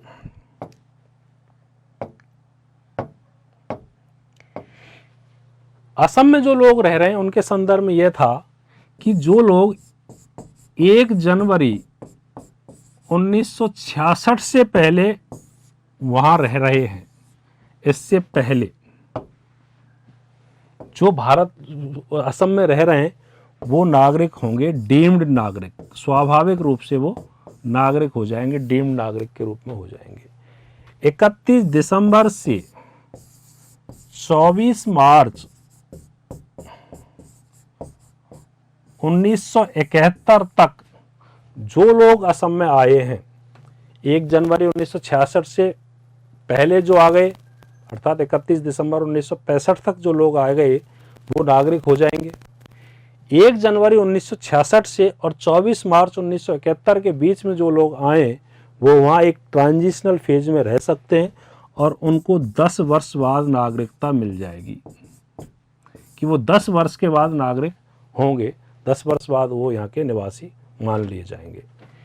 और 24 मार्च 1971 के बाद अर्थात 25 मार्च 1971 के बाद जो भी लोग आए, 24 मार्च 1971 के बाद अर्थात 25 मार्च से जो भी लोग असम में आए वो सभी अवैध माने जाएंगे और उनको डिटेक्ट किया जाएगा और डिपोर्ट किया जाएगा, बाहर भेजा जाएगा और डिटेक्ट करेंगे पहले, फिर डिपोर्ट करेंगे। तो ये बनाया जाएगा इनका एक national register of citizens, national register of citizens, राष्ट्रीय नागरिकता रजिस्टर इनका एक तैयार होगा। इन आधारों पर तैयार होगा। 1 जनवरी से पहले जो आ गए वो नागरिक, बीच में जो आए वो 10 वर्ष बाद नागरिक हो जाएंगे और इस डेट के बाद जो आए वो सब अवैध होंगे और उनको सबको बाहर किया जाएगा यहाँ से, उनको नागरिकता नहीं मिलेगी। यदि वो आए हैं तो उनको अधिकार जरूर मिलेगा। अधिकार क्या मिलेगा कि एक फॉरेनर्स ट्रिब्यूनल का गठन किया गया है, कि फॉरेनर्स ट्रिब्यूनल होगा, विदेशियों से संबंधित प्राधिकरण होगा, वहाँ ये लोग अपना दावा प्रस्तुत कर सकते हैं। ये एनआरसी जब तैयार हुआ तो 19 लाख लोग इसमें अवैध पाए गए या वो जो दस्तावेज ऐसे प्रस्तुत नहीं कर सके जिनके आधार पर नागरिकता दी जा सके। तो 19 लाख लोगों के लिए ट्रिब्यूनल का इंतजाम किया गया है कि वो अपना दावा प्रस्तुत करें। ट्रिब्यूनल से संतुष्ट नहीं होते हैं तो हाई कोर्ट जा सकते हैं और हाई कोर्ट से संतुष्ट नहीं होते हैं वो सुप्रीम कोर्ट जा सकते हैं और सुप्रीम कोर्ट के बाद कोई जगह दूसरी है नहीं जो भारत के लिए बाध्यकारी हो। तो इस तरह इन 3 डेट के माध्यम से असम में चूंकि एनआरसी पूरा हो चुका है, भारत में कब आएगा इस संदर्भ में अभी कोई फैसला सरकार के द्वारा नहीं हुआ है। तो असम के संदर्भ में हो ही गया। अब जो चर्चा की थी हमने सेंसस, एनपीआर, एनआरसी पे, ये भी हो गए और मुख्य विषय आज का था सीएए 2019। इस संदर्भ में आपकी कोई क्वेरीज हो तो आप कमेंट बॉक्स में डाल सकते हैं, उनका जितना हो सकता है समाधान करने की कोशिश करेंगे। मिलते हैं नए टॉपिक के साथ नई क्लास में, तब तक के लिए धन्यवाद। Thank you.